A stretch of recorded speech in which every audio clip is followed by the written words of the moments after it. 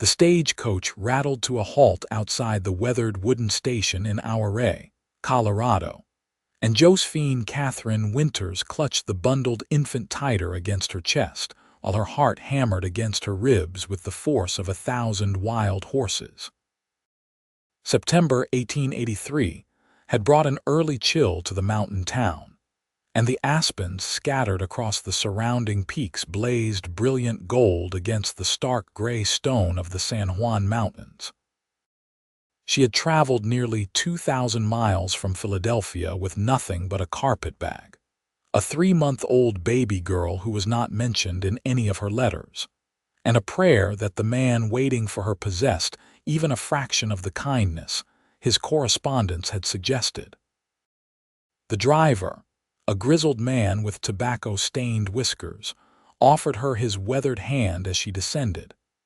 Josephine's legs trembled after days of travel, her body still recovering from childbirth, and the subsequent journey that had drained what little strength she possessed. The baby, whom she had named Clara, stirred against her shoulder, making soft mewling sounds that threatened to escalate into full-fledged wailing at any moment.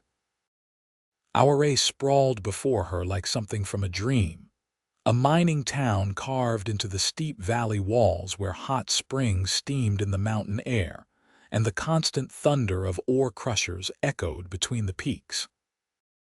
Buildings lined the muddy main street, their false fronts painted in optimistic colors that seemed almost defiant against the harsh wilderness surrounding them. Men in dusty work clothes moved along the wooden sidewalks, and the smell of wood smoke and horse manure mixed with the sulphurous scent from the hot springs. "Mrs. Winters." The voice came from behind her, deep and uncertain. Josephine turned and found herself looking up into the weathered face of a man who stood well over 6 feet tall. Preston Lucas appeared older than his 32 years, his face lined by sun and wind, but his blue eyes held a gentleness that made her breath catch. He wore clean denim trousers, a pressed cotton shirt, and a leather vest that showed careful mending at the seams. His broad-brimmed hat shaded features that were more honest than handsome, with a strong jaw and nose that had clearly been broken at least once. "Mr. Lucas," she managed, her voice barely above a whisper. His gaze dropped to the bundle in her arms, and Josephine watched the surprise flicker across his features. She had rehearsed 1,000 explanations during the long journey west, each one sounding more desperate than the last. The baby chose that moment to let out a lusty cry that echoed down the street, and several passers-by turned to stare. Preston's expression shifted through several emotions too quickly for Josephine to read them all. Then something settled in his features, something warm and decided, and a slow smile spread across his face that transformed him entirely. "Then I'm a father today already," he said simply, and reached out to adjust the blanket around Clara's face with hands that were surprisingly gentle for their size. Josephine felt tears spring to her eyes, hot and unexpected. "Mr. Lucas, I need to explain. I should have written, but I was afraid you would not come for me, and I had nowhere else to go." "We'll talk," he said quietly. "But first let's get you both somewhere warm. You look about ready to fall over, and this little one sounds hungry." He picked up her carpet bag as easily as if it weighed nothing and gestured toward a wagon waiting at the edge of the street. "My ranch is about 5 miles outside town. The ride will be rough, but I brought extra blankets." The wagon was sturdy and well-maintained, pulled by 2 broad-backed horses that looked strong enough to plow mountains. Preston helped her up onto the seat with careful attention to the baby, then climbed up beside her and took the reins. The leather creaked as they pulled away from town, following a rutted track that wound up through scattered pines and alongside a rushing creek that sang over smooth stones. Clara continued to fuss, her cries growing more insistent, and Josephine felt panic rising in her chest. "I need to feed her," she said, her cheeks burning with embarrassment. "I'm sorry." "Nothing to apologize for," Preston said, keeping his eyes fixed on the road ahead. "There's a spot just up here where the creek widens out. We'll stop." He was true to his word, pulling the wagon into a small clearing where cottonwoods provided privacy. He unhitched the horses to let them drink while Josephine settled on a fallen log and managed the awkward business of nursing Clara. The baby latched on immediately, her frantic cries subsiding into contented gulps. Preston busied himself checking the wagon wheels and giving them space, but eventually he came to sit on a boulder a respectful distance away. "I figure you'll tell me the story when you're ready," he said. "But I want you to know something first. I wrote to that agency looking for a wife because I'm tired of being alone. I've got a good ranch, but it's too quiet, too empty. I wanted someone to share it with, someone to build a life with." He paused, his large hands clasped between his knees. "The way I see it, you're here now, and so is this baby. If you're willing to stay and give this a try, then we start from here. Whatever happened before doesn't matter unless you need it to." Josephine stared at him, this stranger who was offering more grace than she had dared hope for. "Her name is Clara," she said softly. "She's 3 months old. Her father was a man I thought would marry me. When I told him about the baby, he disappeared. His family had money and influence. They made it clear I was not welcome to pursue him, and they would make my life difficult if I tried." She swallowed hard against the bitterness of that memory. "My own father put me out, said I had shamed the family. I had a little money saved, enough for the journey here. I thought if I could just get to Colorado, maybe I could find work. But then I saw the agency advertisement for mail-order brides, and your letters seemed so kind." Preston listened without interrupting, his expression thoughtful. When she finished, he nodded slowly. "My parents died when I was 20, he said.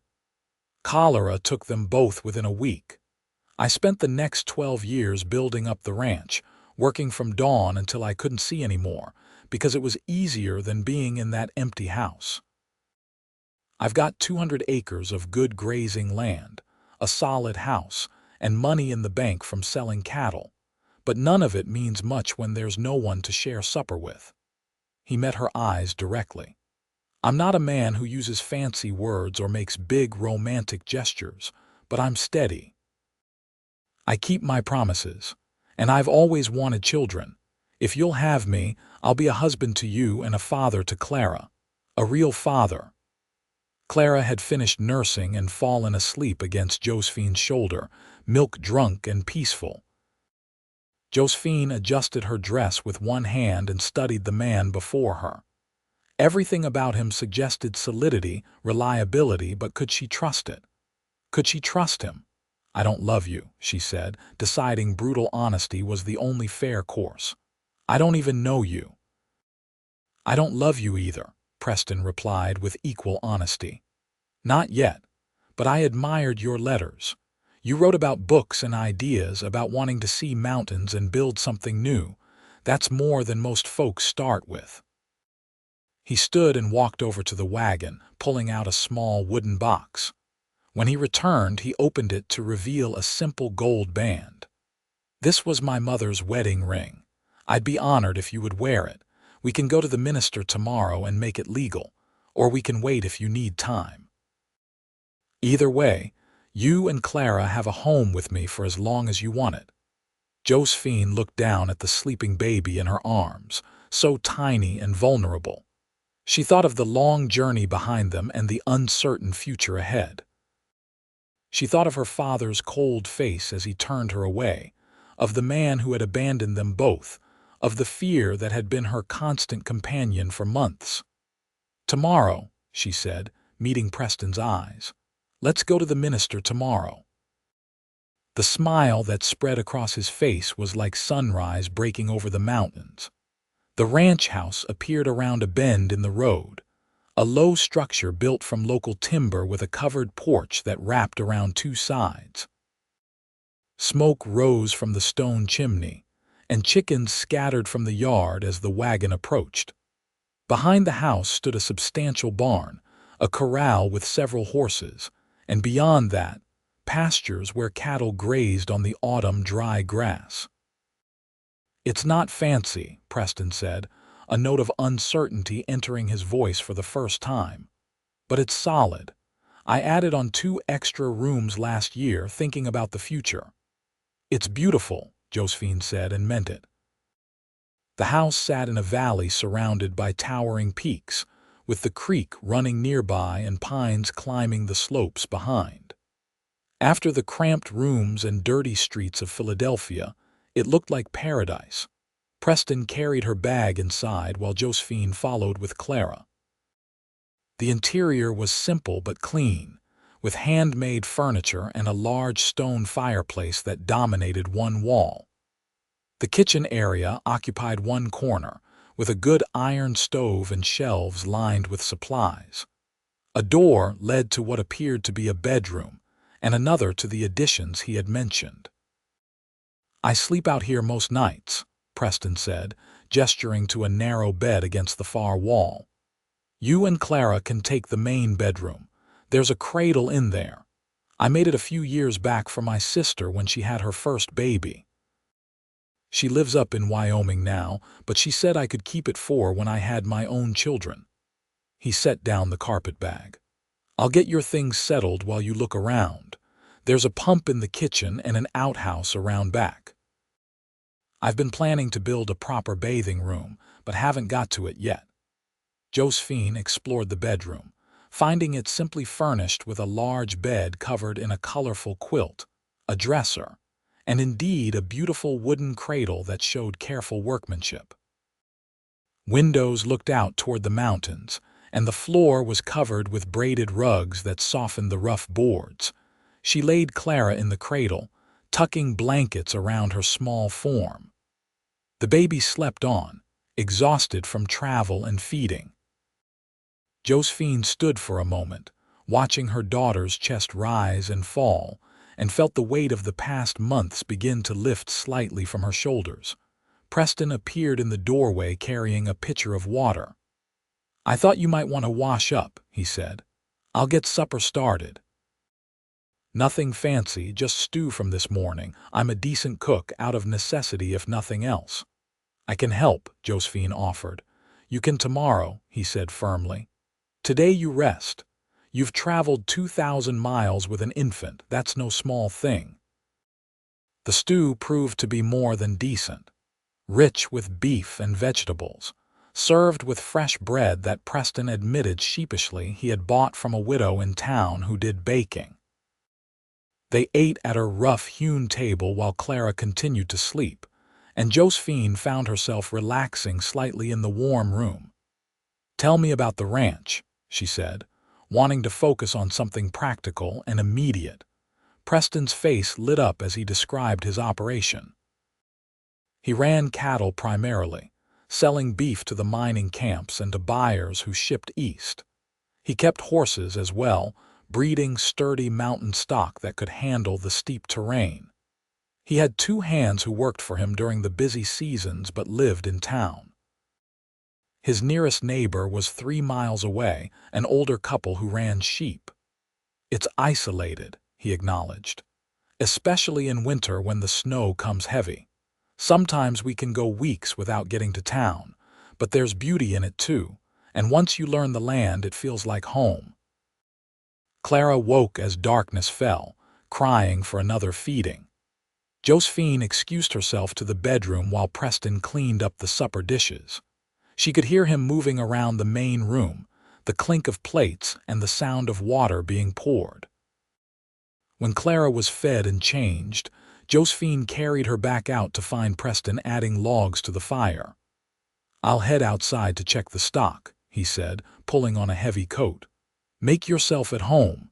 There's more wood by the hearth if you need it." After he left, Josephine stood in the center of the room holding Clara, looking around at what was now her home. The firelight cast dancing shadows on the walls, and outside the windows, Stars were beginning to appear in the darkening sky. She thought about tomorrow, about standing before a minister and promising to honor a man she had met only hours ago. The weight of it pressed against her chest. But when Preston returned, stamping his feet on the porch and bringing a rush of cold air, she also felt something else. Hope, perhaps. Or simply relief that she was no longer facing the future alone. "Everything secure for the night," he said, hanging his coat on a peg by the door. He hesitated, then added, "I mean what I said earlier, about being a father to Clara. My own father was a good man, taught me that being a parent is about showing up every day, about being steady and present. I'll do that for her, for both of you." "Why?" Josephine asked. "Why are you being so kind?" Preston considered the question seriously. "My mother used to say that grace is about choosing kindness even when it's not required, especially when it's not required. Besides," he added with a slight smile, "seems to me you've had enough people in your life who chose the easy path of judgment. Figured you could use someone who chose differently." That night, Josephine lay in the unfamiliar bed with Clara sleeping peacefully in the cradle beside her, and felt tears slide down her temples into her hair. But for the first time in months, they were tears of relief rather than despair. Morning came early to the ranch, announced by a rooster's crow and the lowing of cattle. Josephine woke to find pale sunlight streaming through the windows and the smell of coffee drifting from the main room.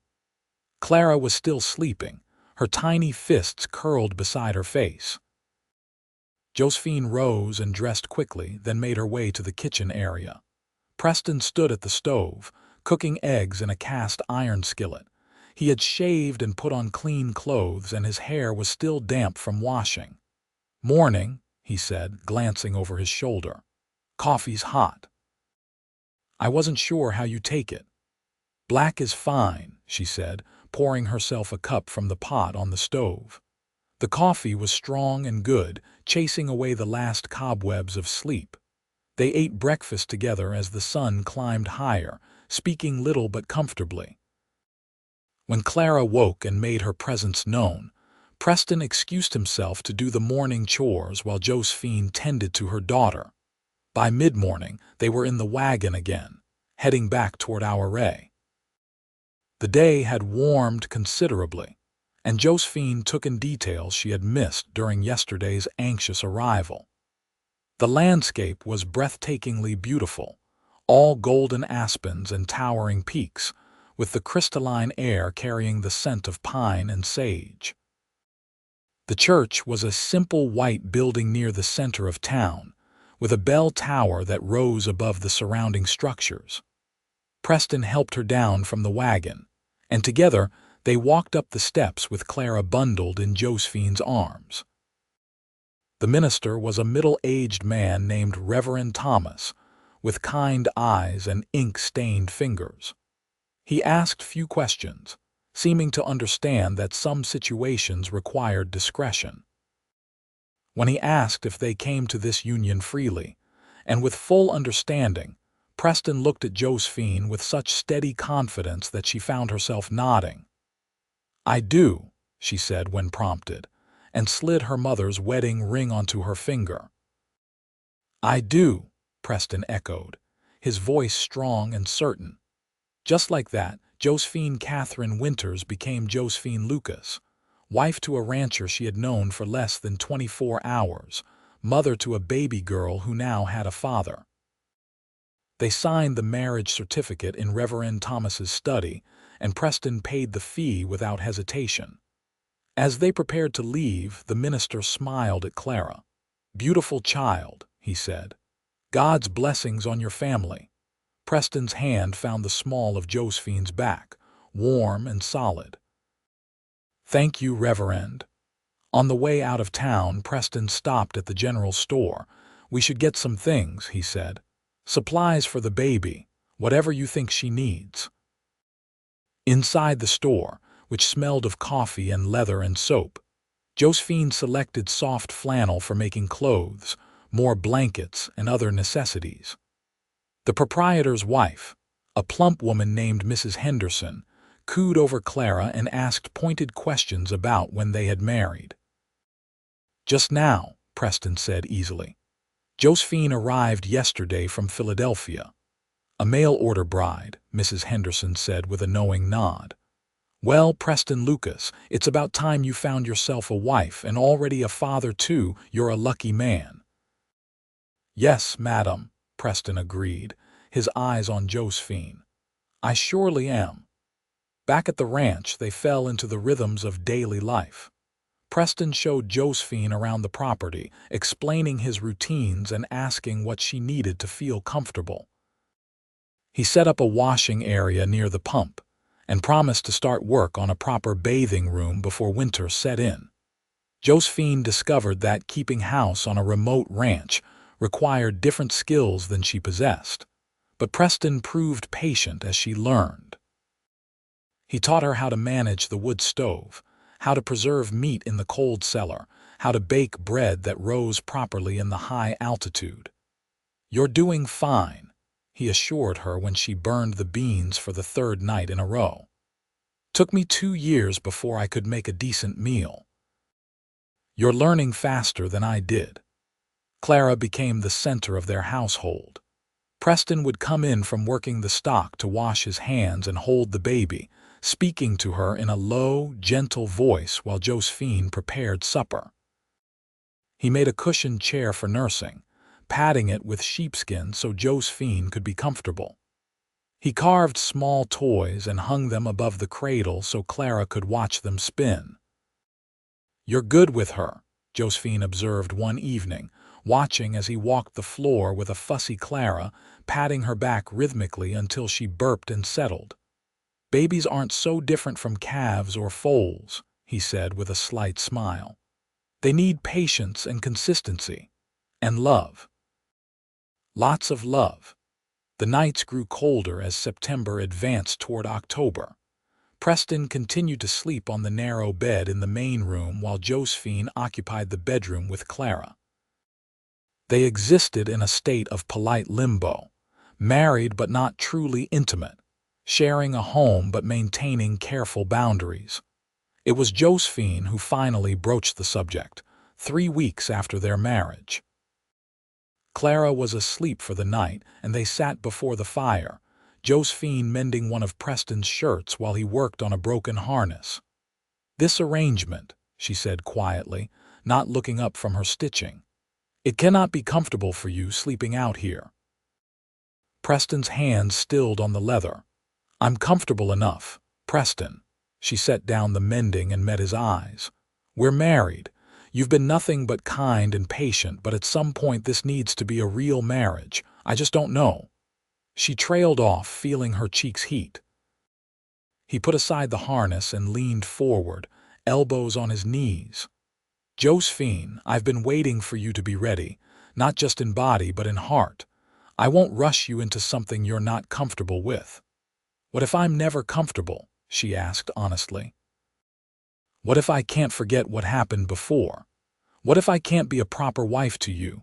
Preston rose and crossed to where she sat, kneeling beside her chair so their eyes were level. "Then we'll figure it out together," he said simply. "But I think you're stronger than you know. You've already been through the hardest part and you came through it. You crossed a country with an infant and no certainty about what waited at the end. That takes courage. Or desperation," she said with a bitter laugh. "Courage and desperation often look the same," he replied. "The difference is what you do with them." He reached out slowly, giving her time to pull away, and took her hand. His palm was calloused from work, but his touch was gentle. "I'm not asking for anything you're not ready to give. I'm just saying that when you are ready, I'm here. And I'll try my best to make you happy." That night, after much thought, Josephine knocked softly on the main room door. Preston opened it immediately, concern crossing his face.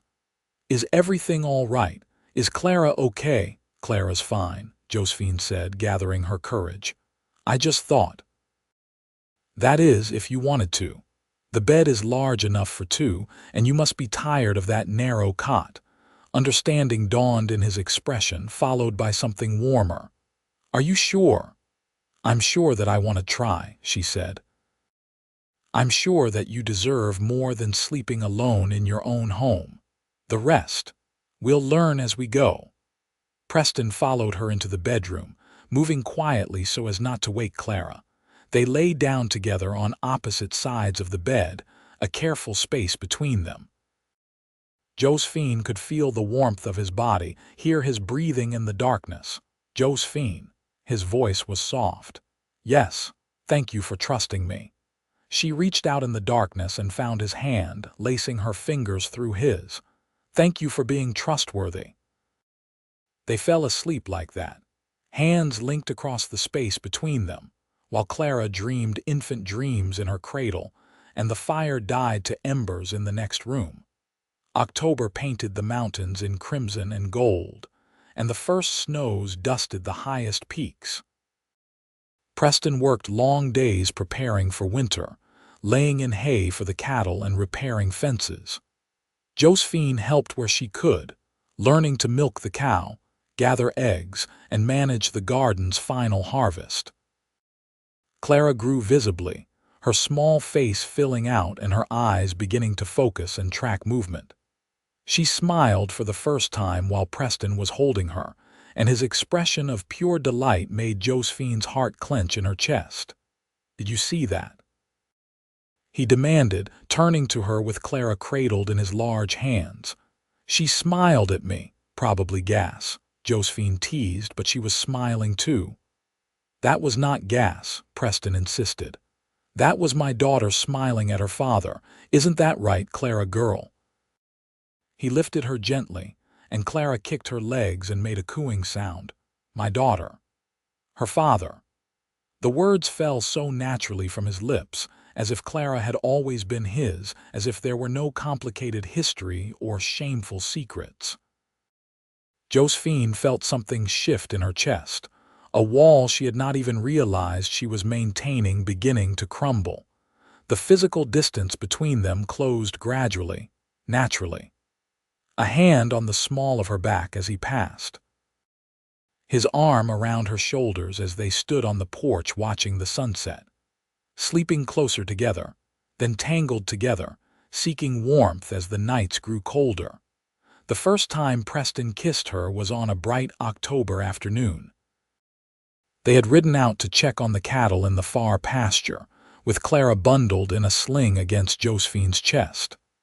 The aspens were at their peak, the entire mountainside ablaze with gold, and the sky overhead was so blue it hurt to look at. "It's beautiful," Josephine breathed, turning in a slow circle to take it all in. "Yes," Preston agreed, but when she looked at him, he was watching her, not the landscape. She felt her breath catch.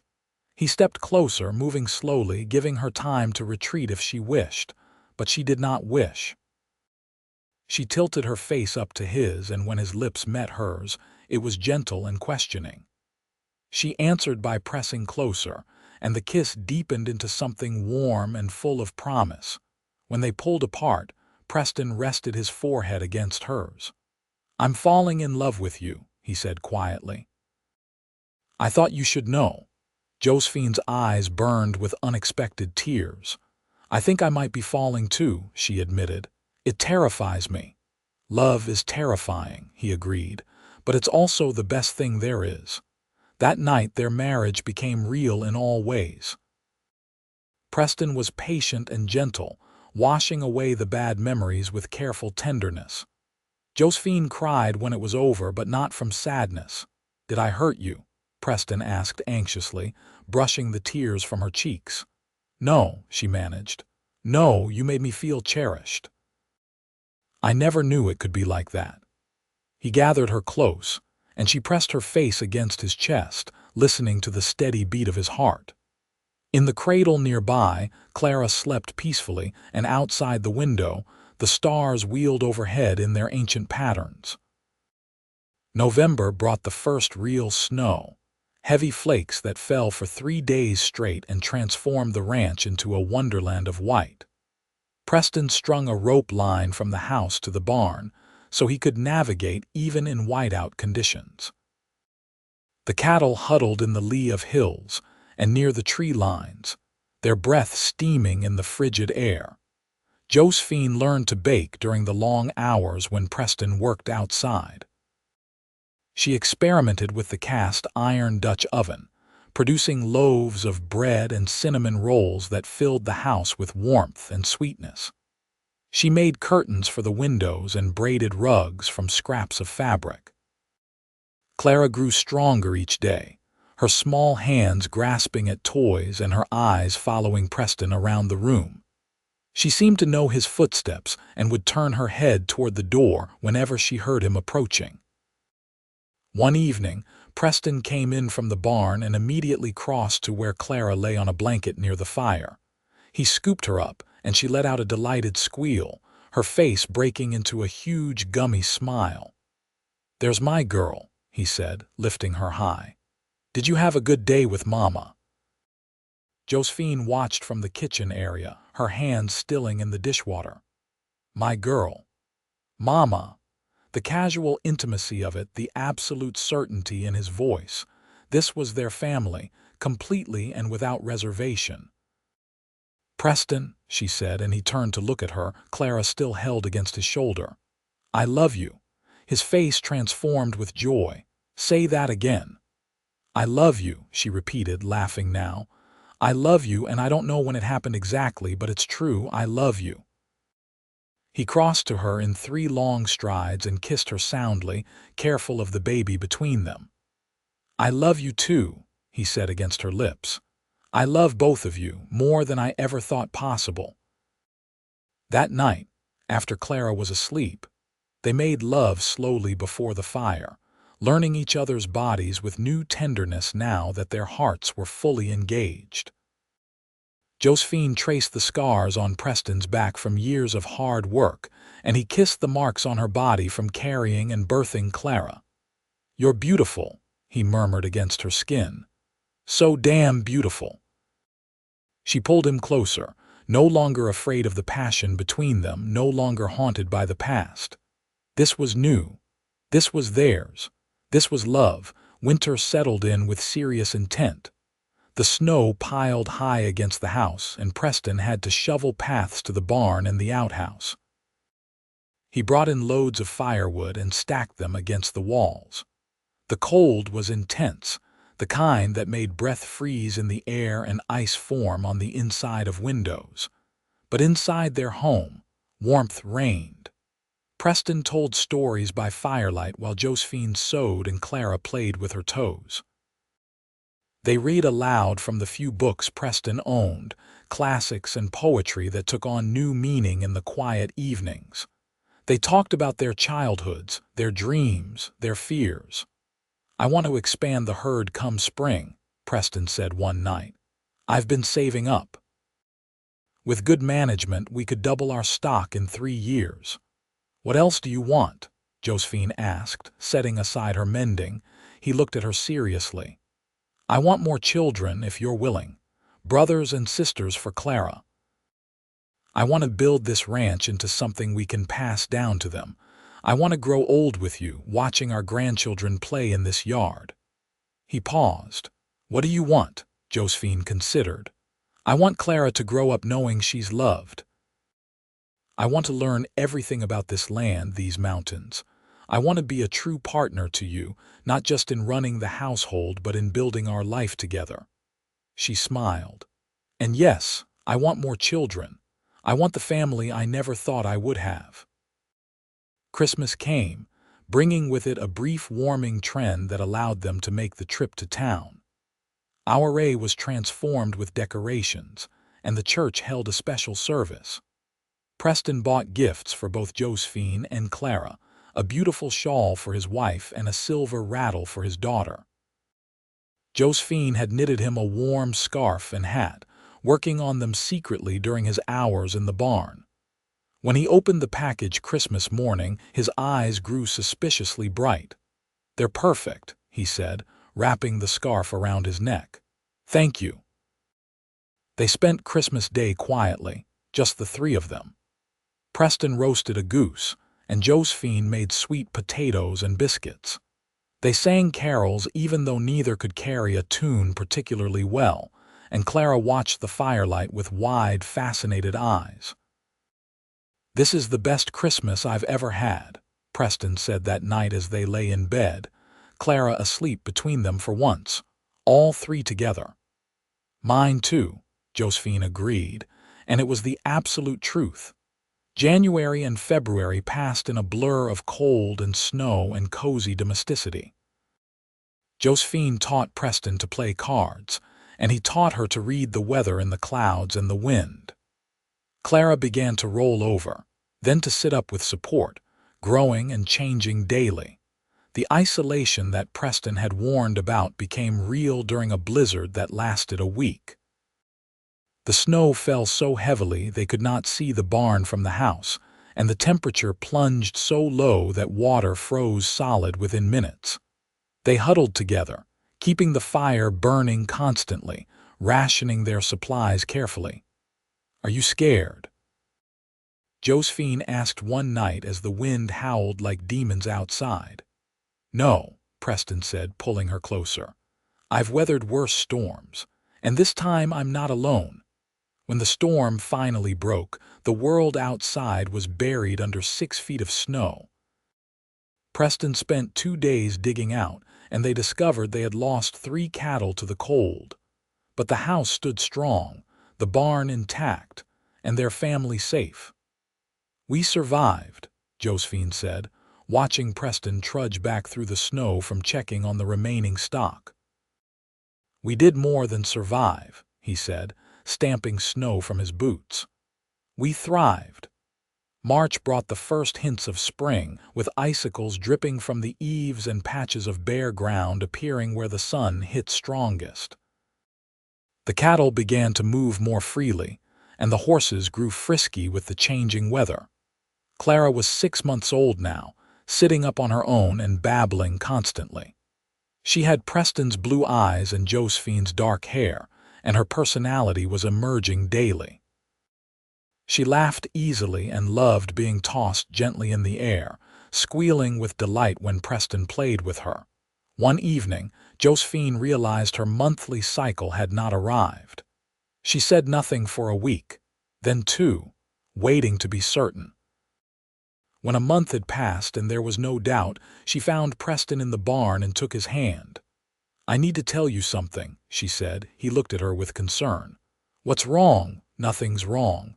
She placed his hand on her still flat belly. "I'm pregnant." The expression that crossed his face was one of pure, undiluted joy. He let out a whoop that startled the horses and lifted her off her feet, spinning her around. "We're having a baby," he said wonderingly. "Our baby." "Our baby," she confirmed, and the distinction brought tears to her eyes. Clara would always be theirs, but this child would be made from their love, conceived in joy rather than shame. That night they lay together, Preston's hand resting gently on her stomach. "What do you hope for?" he asked. "Boy or girl?" "Healthy," Josephine said firmly. "That's all that matters." "Agreed." He kissed her temple. "But I wouldn't mind a boy, someone to teach ranching to pass down the land." "We have time for both," Josephine said, "if we're blessed." Spring unfolded across the mountains like a promise kept. The snow retreated, revealing muddy ground that gradually dried and greened. Wildflowers exploded across the meadows, and the cattle moved to higher pastures, fattening on new grass. Preston's 2 hired hands returned from town, and the work of the ranch kicked into higher gear. Josephine discovered she was pregnant differently than with Clara. That first time had been marked by fear and sickness and despair. This pregnancy brought fatigue but also a deep contentment. She watched her body change with wonder rather than shame, and Preston could not keep his hands off her growing belly. "You're even more beautiful like this," he insisted, and she believed him because his eyes said it was true. Clara began to crawl, getting into everything and requiring constant supervision. Preston built a playpen to contain her during the busy hours, but she protested loudly whenever confined. She was determined and adventurous, qualities that both delighted and terrified her parents. "She's going to be trouble," Preston predicted, watching Clara determinedly pull herself up against the furniture. "She comes by it honestly," Josephine replied. "Her mother crossed a country on her own.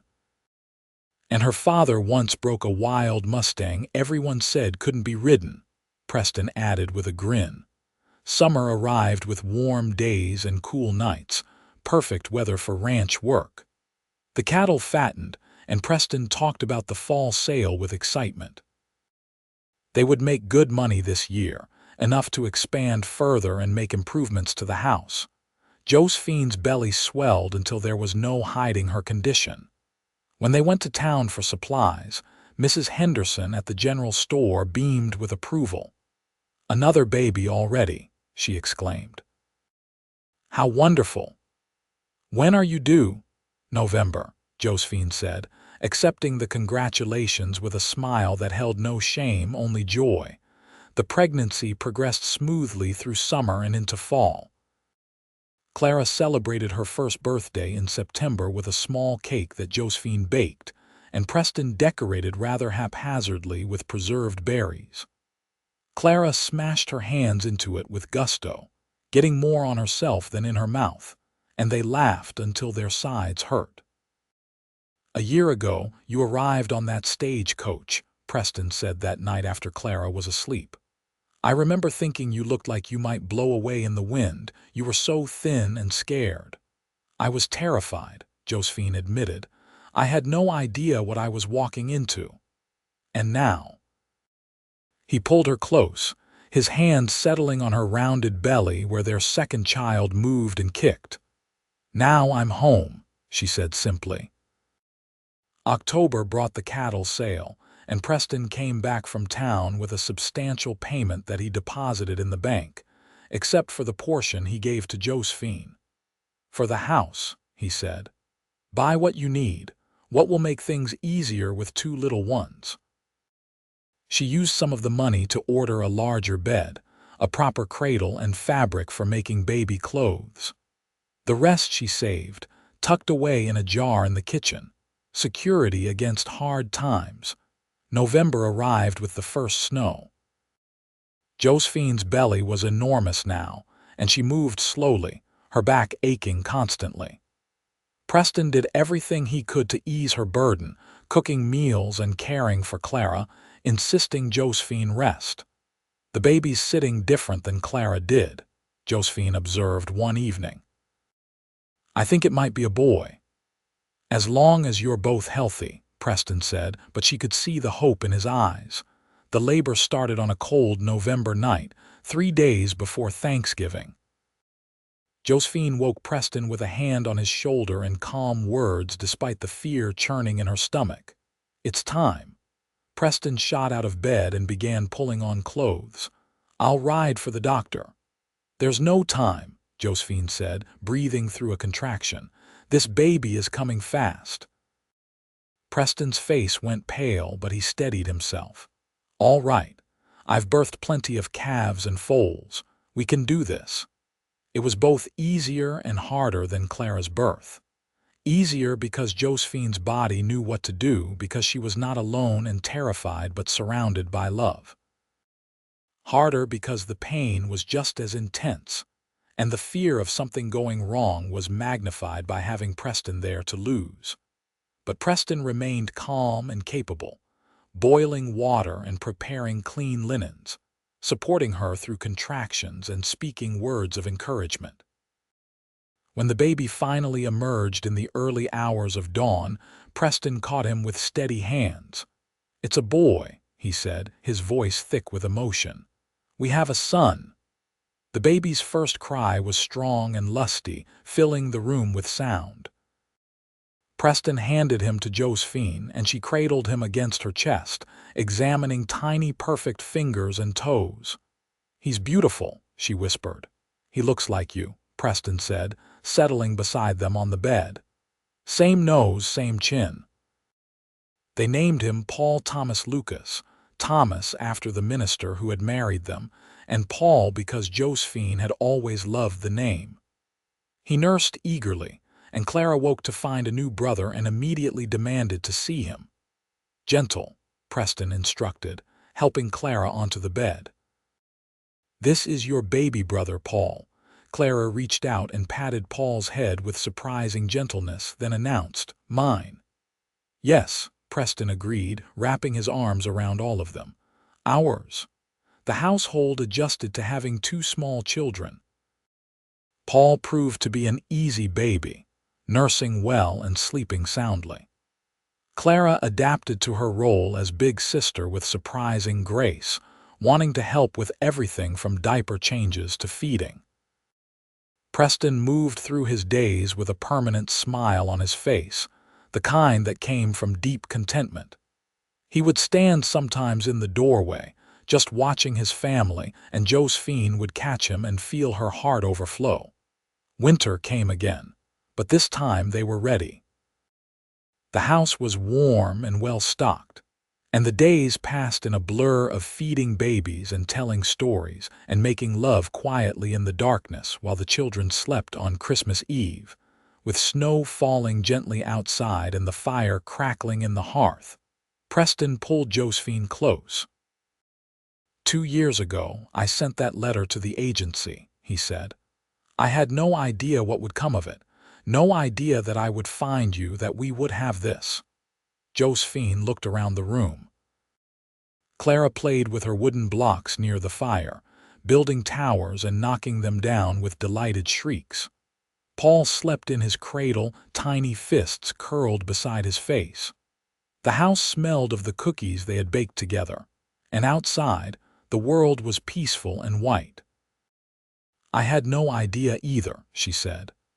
"When I got on that stagecoach, I thought I was running away, but I was actually running toward you, toward this life, toward home."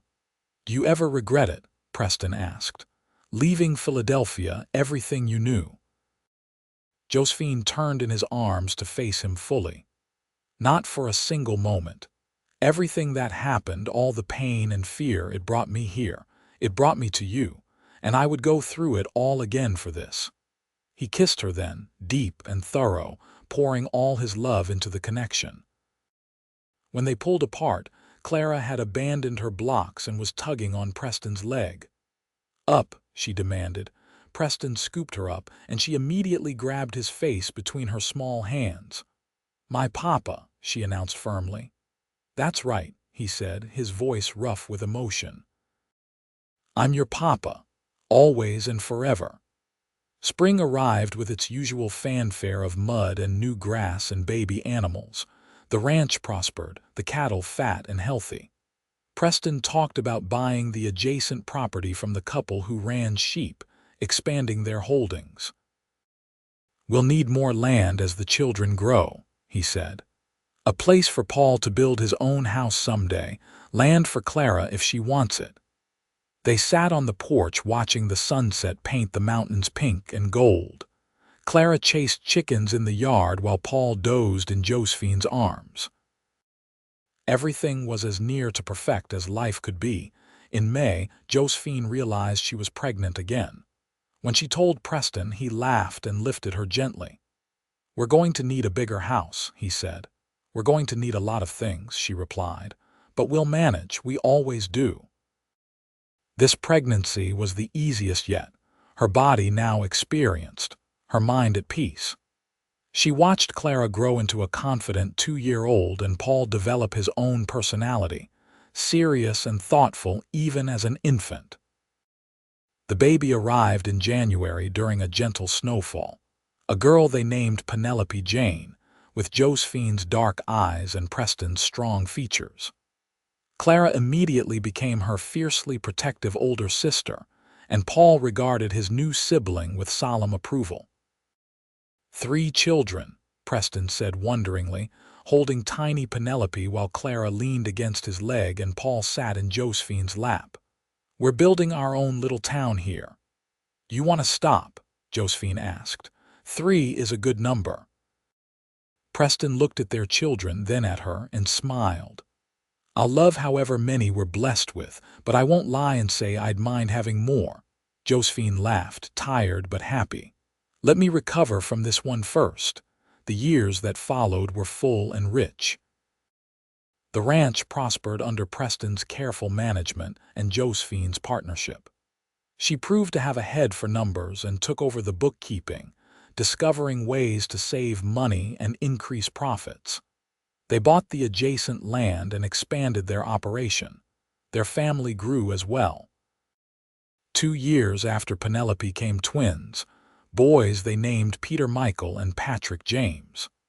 The house expanded to accommodate them all, rooms added as needed, until it sprawled across the valley floor like a small village. Clara grew into a capable young woman, able to ride and rope with the best of the ranch hands. She had her mother's determination and her father's steady temperament, and Preston often joked that she would run the ranch better than he did someday. Paul developed a gift with horses, able to gentle even the wildest Mustang with patience and kindness. He spent hours in the barn, training and caring for the animals, and Preston encouraged the talent. The younger children were still small, Penelope a bright spark of energy and curiosity, the twins mirror images of mischief and laughter. On a warm summer evening when Clara was 12 and the twins were barely walking, Josephine and Preston sat on their porch watching the sunset. The children played in the yard under Clara's watchful eye, and the sounds of their laughter carried on the breeze. "You remember that first day?" Preston asked, taking her hand. "When you stepped off that stage coach?" "Every detail," Josephine said. "I was so scared." "And then you smiled and said you were a father that day already, and I thought maybe, just maybe, everything would be all right." "It's been better than all right," Preston said, pulling her close. "It's been everything." Josephine leaned into his solid warmth and looked out at the life they had built together. The ranch that thrived under their care. The children who carried their features and their love. The mountains that stood eternal witness to their story. "I love you," she said, the words as true now as the first time she had spoken them, perhaps more so for being tempered by time and trial. "I love you too," Preston replied, "from that first day until my last breath." The sun sank lower, painting the sky in brilliant shades of orange and pink. In the yard, Clara swung Penelope in circles while the twins chased each other, and Paul attempted to teach them the difference between the horses and the chickens. It was chaos and noise and absolute perfection. "We made something good," Josephine said softly. "We made something beautiful," Preston corrected. "We made a family. A real one built on love and choice and second chances." As darkness fell and the stars began to emerge overhead, they called the children inside. There were baths to be given and stories to be read, prayers to be said and kisses to be distributed. The routine was familiar and comforting, the work of it shared equally between them. When all the children were finally asleep, Preston and Josephine returned to their own bedroom. They made love slowly, taking their time, bodies familiar now but no less cherished for the familiarity. Afterward they lay tangled together, listening to the night sounds through the open window. "Thank you," Josephine whispered into the darkness. "For what?" "For seeing past what I thought were my worst mistakes and finding my best possibilities instead. For loving Clara when you had no obligation to. For building this life with me." Preston tightened his arms around her. "You gave me everything I ever wanted and things I never knew to want." The thanks goes both ways. They drifted toward sleep, peaceful and content. Outside, the mountains stood guard over their valley, the creek sang its eternal song, and the stars wheeled overhead in patterns older than memory. The years continued to pass, bringing changes and challenges. There were hard winters and dry summers, sick cattle and injured horses, moments of worry and fear. But through it all, Preston and Josephine faced everything together, their love the bedrock on which their family was built. Clara grew up and married a young rancher from the next valley, a good man who Preston approved of after careful consideration. The wedding was held at the ranch, with half the county in attendance, and Josephine cried happy tears as she watched her daughter promise to love and honor another man. "She'll always be your little girl," Preston murmured, his arm around Josephine's waist. "I know," Josephine said, "but I'm glad she found someone who looks at her the way you look at me." Paul took over more and more of the ranch operations as he grew, proving himself capable and responsible.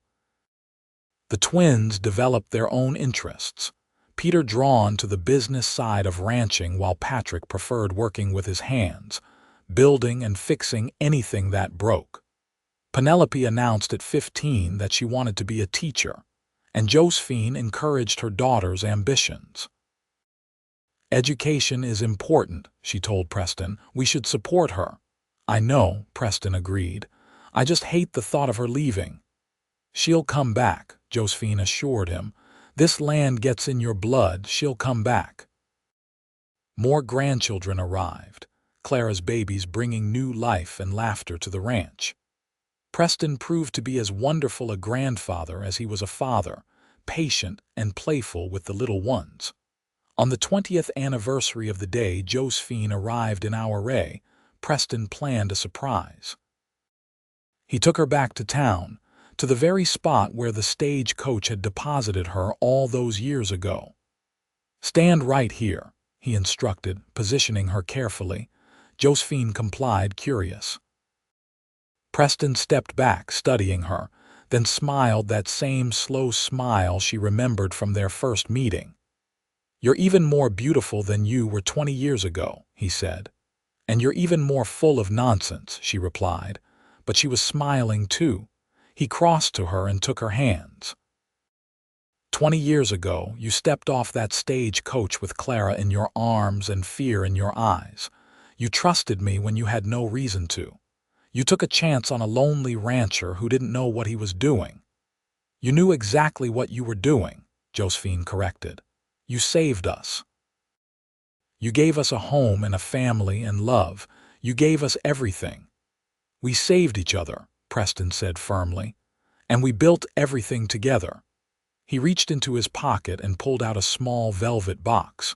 Inside was a ring, a simple gold band set with a small diamond. "Preston, you already gave me a wedding ring." "That was my mother's ring," he said. "This one is just for you. I had it made special." He slipped it onto her finger next to her wedding band. 20 years of love. Here's to 20 more and then 20 after that." Josephine looked at the ring sparkling in the sunlight, then at the man who had given it to her. He was grayer now, more weathered, but his eyes still held the same steadiness and kindness that had made her trust him that first day. "To forever," she said, and kissed him there on the street where their story began.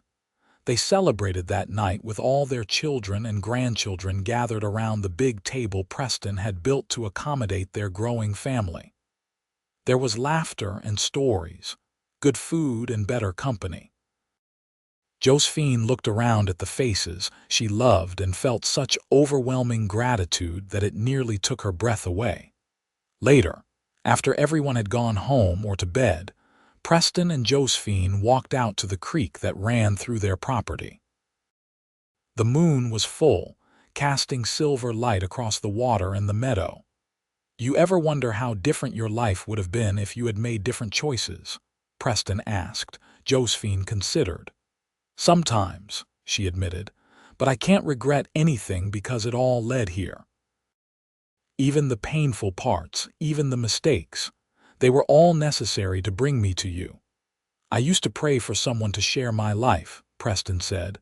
"I never imagined God would send me someone so perfect." "I'm far from perfect," Josephine laughed. "Perfect for me," he clarified. "In every way that matters." They stood there for a long time, wrapped in each other's arms, listening to the water and the wind and the night sounds of their land. The past was behind them, full of both joy and sorrow, but ultimately leading to this moment. The future stretched ahead, unknown but no longer frightening because they would face it together. As they walked back to the house, Josephine looked at their home with its many windows glowing golden in the darkness. She thought of the children sleeping inside, of the grandchildren who would visit tomorrow, of the life they had built from nothing but hope and hard work. "Preston," she said as they reached the porch. "Yes, love. If I had it all to do again, knowing everything, I wouldn't change a single thing. Not one choice, not one moment. Because every single one brought me here to you, to this life we've made." He pulled her close and kissed her forehead. "Neither would I. Best decision I ever made was deciding to become a father that day you arrived. Second best was falling in love with you." They went inside together, closing the door on the night, secure in the knowledge that tomorrow would bring its own joys and challenges, but they would face it all as they always had, side by side, hearts intertwined, a family forged not by blood alone but by choice and love and unwavering commitment. The fire had burned low, but Preston added another log and they sat together on the sofa they had bought 10 years ago to replace the original rough furniture. Josephine's head rested on his shoulder and his arm curved around her, holding her close. "Tell me a story," she requested, as she sometimes did on quiet evenings. "What kind of story? Tell me about us. About how we began." Preston smiled and began to speak, his voice low and warm in the firelit room. "Once upon a time, a brave woman stepped off a stagecoach in a small mountain town, carrying a baby and more courage than she knew she had. A lonely rancher looked at them and saw not complications or problems, but a family waiting to be made. He said 6 words that changed everything. 'Then I'm a father today already,' Josephine supplied softly. And he meant every word," Preston continued, "because he understood that family isn't just about blood, it's about showing up, it's about choosing love even when it's not required. It's about building something together one day at a time until suddenly you look around and realize you have everything you ever needed." "That's a good story," Josephine murmured, her eyes drifting closed. "It's the best story," Preston corrected, "because it's true, because it's ours." They sat there until the fire burned down again, until the house had grown quiet and still around them. Then Preston helped Josephine to her feet, and they went to their bedroom, to the bed they had shared for 20 years, where they would sleep wrapped in each other's arms as they had every night since she had first invited him to join her. In the darkness, Josephine thought about that terrified girl on the stagecoach, clutching a baby and praying for mercy. She thought about the man who had offered not just mercy but grace, who had looked past circumstances to see the person beneath. She thought about love, real love, the kind that grew slowly and steadily until it became as essential as breathing. "I love you, Preston Lucas," she whispered into the darkness. "I love you, Josephine Lucas," he replied, as he had replied every night for 20 years. Forever and always. And there, in the house they had built together, surrounded by the children they had raised and the land they had tended, 2 people who had found each other against impossible odds slept peacefully, secure in the knowledge that love, when freely given and carefully nurtured, could overcome any obstacle and build something lasting and beautiful. Their story had begun with an act of grace, with a man who chose kindness over judgment and a woman who chose trust over fear. It had grown through seasons of joy and hardship, through the daily work of building a life together. And it would continue through their children and grandchildren, through the land they would leave behind, through the example they set of what love could be when 2 imperfect people committed themselves fully to each other. The moon set and the sun rose as it always did, and another day began at the Lucas ranch. Preston woke first, as he usually did, and lay for a moment watching Josephine sleep. Even after 20 years, after 5 children and countless challenges, she could still make his heart skip when she smiled at him. He thanked God every day for the stagecoach that brought her to Ouray, for the courage that made her stay, for the love that had grown between them. Josephine stirred and opened her eyes, finding him watching her. "Good morning," she said, stretching. "Good morning, beautiful," she laughed. "You need spectacles if you think I'm beautiful first thing in the morning." "I see perfectly fine," he insisted. "And what I see is the woman I love, the mother of my children, my partner in everything. That's the most beautiful thing in the world." They rose and dressed, beginning another day in the life they had built. There were animals to feed and children to wake, breakfast to cook and work to be done. But they did it together, as they had done everything for 20 years, and would continue to do for all the years remaining to them. The story that had begun with a mail-order bride, and a baby and a rancher's instant acceptance, had become something far richer and deeper than any of them could have imagined. It had become a legacy of love, a testament to the power of grace, and a reminder that family is made not just by blood but by choice, commitment, and the daily decision to love each other well. And in the mountains of Colorado, in a valley where a creek sang and cattle grazed and children grew strong, that love continued to flourish, season after season, year after year, exactly as it was always meant to be.